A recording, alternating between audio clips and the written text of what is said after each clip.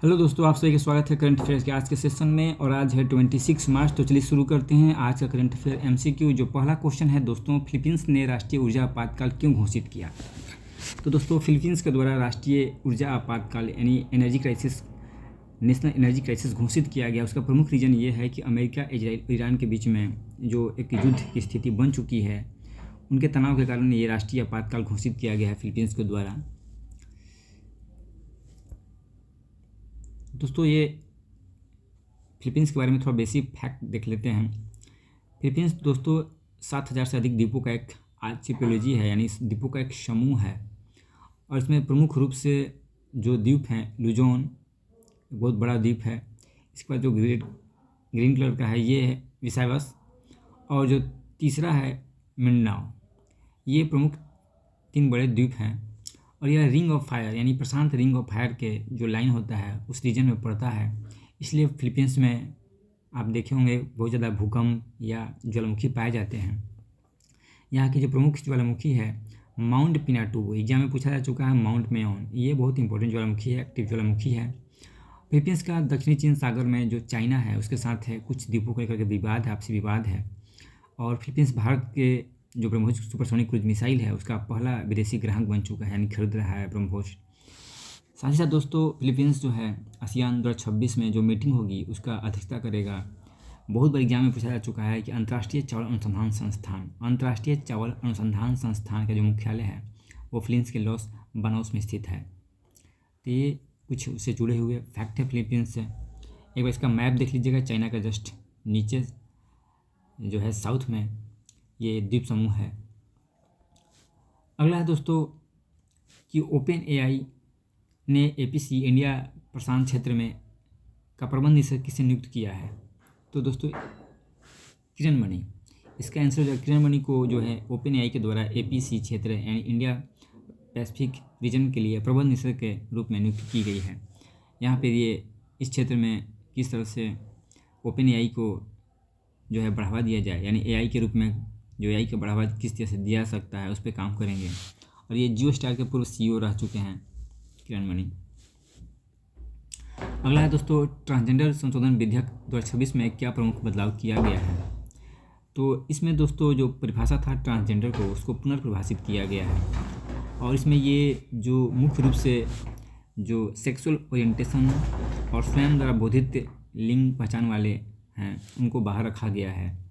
जो different type के लोग होते हैं, जो डिफरेंट सेक्सुअल ओरिएंटेशन रखते हैं या स्वयं को गे या लेस्बियन जो भी एक आप अपने आइडेंटिटी से पहचान करते हैं, तो उनको इनसे बाहर रखा गया है। और स्पष्टता के साथ ये परिभाषित किया गया है कि कौन से लोग ट्रांसजेंडर हो सकते हैं। जो पुराने लोग जिनको हम लोग किन्नर कहते थे या फिर बोलचाल की भाषा में छक्का कह दिया करते थे, उनको ज़्यादा से ज़्यादा लाभ पहुँचे। जो नए नियम कानून बनाए जा रहे हैं जो उनको लाभ देने के लिए, उनके लिए जो कल्याणकारी योजनाएं बनाए जा रही हैं उसका लाभ उनको मिले, सिर्फ उनको मिले। इसीलिए इन लोगों को इनसे बाहर रखने की कोशिश की जा रही है। अगला है, कल्पना सोरेन को महिला सशक्तिकरण ट्रेल ब्लेजर पुरस्कार 2026 किस कार्यक्रम के दौरान प्रदान किया गया है? तो कल्पना सोरेन दोस्तों मुख्य रूप से ये झारखंड की जो सीएम है हेमंत सोरेन, उनकी पत्नी है, शिबू सोरेन की बहू है। तो इनको अभी महिला सशक्तिकरण के काम करने के लिए इनको ट्रेल ब्लेजर पुरस्कार दिया गया है। और ये ब्रिक्स CCIWE वार्षिक महिला शिखर सम्मेलन के दौरान इनको दिया गया। ये रहा इमेज कल्पना सोरेन का। अगला है, जिनेवा वैज्ञानिकों का प्रयोग किससे संबंधित था? जिनेवा में दोस्तों CERN के आसपास जो है साइंटिस्ट के द्वारा एक प्रयोग किया जा रहा था। वो पूछना चाह रहा है कि ये प्रयोग किससे संबंधित था। तो दोस्तों जिनेवा में एंटी प्रोटॉन को लेकर के एक प्रयोग किया जा रहा था। एंटी प्रोटॉन मुख्य रूप से दोस्तों जैसे हमारे 3 इलेक्ट्रॉन, प्रोटॉन और न्यूट्रॉन होते हैं, तो ये मैटर हैं। तो इसके जस्ट अपोजिट एंटी मैटर भी होते हैं। जैसे इलेक्ट्रॉन का पॉजिट्रॉन हो गया, प्रोटॉन का एंटी प्रोटॉन हो गया और न्यूट्रॉन का एंटी न्यूट्रॉन हो गया। तो इसी पर लेकर के प्रयोग किया जा रहा था कि एंटी प्रोटॉन दोस्तों मुख्य रूप से इसमें जो मैटर होते हैं उसके जस्ट अपोजिट होते हैं, उनको अपोजिट आवेश होता है। और जो प्रोटॉन एंटी प्रोटॉन जो आपस में टकराते हैं तो वे दूसरे को नष्ट कर देते हैं, जिससे बहुत अधिक मात्रा में ऊर्जा उत्पन्न होती है। इन सब चीज़ों को लेकर के जो जिनेवा में रिसर्च चल रहा था। नेक्स्ट है दोस्तों इल्यूमिनाइट के बारे में कौन सा कथन सही है। तो ये 4 कथन दिया हुआ है। केवल चंद्रमा पर पाया जाता है, यह टाइटेनियम का एक महत्वपूर्ण अयस्क है, इसमें केवल लोहा होता है, यह एक गैसीय तत्व है। इसमें जो सही कथन है, यह एक टाइटेनियम का महत्वपूर्ण अयस्क है। इल्यूमिनाइट दरअसल टाइटेनियम लौह ऑक्साइड खनिज है जो पृथ्वी पर टाइटेनियम का एक महत्वपूर्ण अयस्क है। जो चंद्रमा की सतह प्राचीन लावा से ढकी हुई है और पृथ्वी पर पाए जाने वाले जो लावा है वो भिन्न होते हैं। पृथ्वी पर ज्वालामुखी चट्टानों में शायद कभी कभी 2% से अधिक टाइटेनियम ऑक्साइड TiO2 मिलता है। वहीं कुछ चंद्र बेसाल्ट सामान्य ज्वालामुखी चट्टानों में 18% तक टाइटेनियम डाइऑक्साइड पाया जाता है। मुख्य रूप से दोस्तों टाइटेनियम धातु को लेकर के जो इल्यूमिनाइट है उस पर अध्ययन किया जा रहा है। भारत का जो आगामी चंद्र प्रोग्राम है, ऐसा माना जा रहा है कि चंद्रमा पे जो इल्यूमिनाइट है, टाइटेनियम डाइऑक्साइड का जो अयस्क है इल्यूमिनाइट, यह अधिक मात्रा में पाया जाता है वहाँ के चट्टानों में, लावाओं में। इसलिए इन सब चीज़ों पर लेकर इसरो जो है रिसर्च कर रहा है। नेक्स्ट है UCC विधेयक किस राज्य में पारित हुआ है। अभी हाल फिलहाल में दोस्तों जो है यूनिफॉर्म सिविल कोड विधेयक पारित किया गया है और ये गुजरात ने पारित किया है। ये अनुच्छेद आर्टिकल 44 के तहत जो यूनिफॉर्म सिविल कोड का DPSP में यानी राज्य के नीति तत्वों में इसका उल्लेख किया गया है।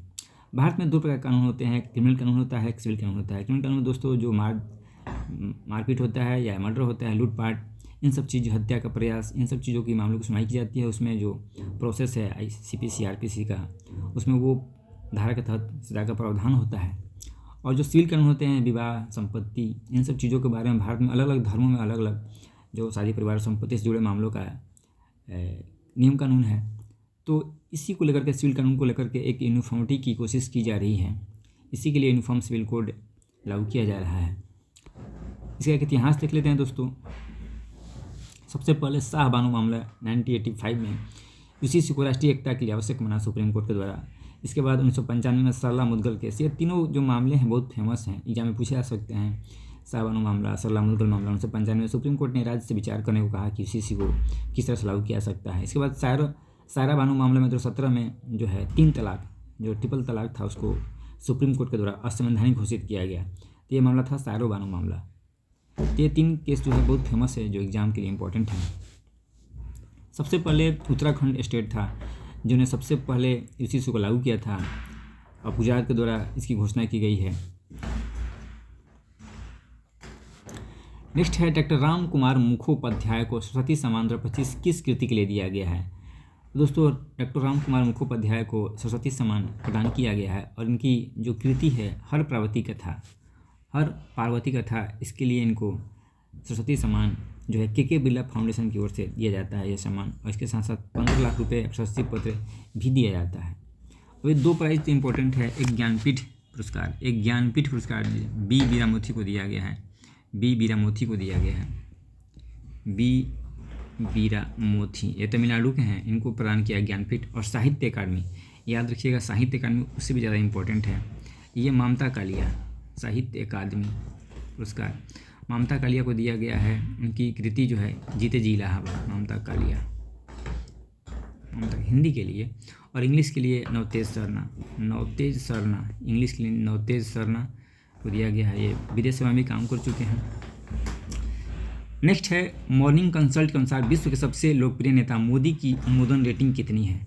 दोस्तों मॉर्निंग कंसल्ट जो है इसके अनुसार जो विश्व के सबसे लोकप्रिय प्रधानमंत्री हैं, लोकप्रिय नेता बन के उभरे हैं, उनकी जो रेटिंग है 68% अनुमोदन रेटिंग है।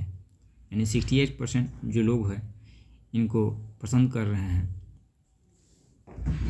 बिहार से देखते हैं, रुबन मेमोरियल अस्पताल ने किस प्रकार का पहला सफल ट्रांसप्लांट का इतिहास रचा है। बिहार में पहली बार ऐसा हो रहा है, किसी अस्पताल यानी रुबन मेमोरियल अस्पताल के द्वारा सफल ट्रांसप्लांट किया गया है, वो भी लिविंग लीवर ट्रांसप्लांट किया गया। दोस्तों किसी जीवित लीवर को कटिंग करके दूसरे में सफल रूप से उसको ट्रांसप्लांट किया गया है और ये किया गया है रुबन मेमोरियल अस्पताल। तो ये बिहार से एक ही था। तो आज के करंट पे दोस्तों इतना ही था। Thank you.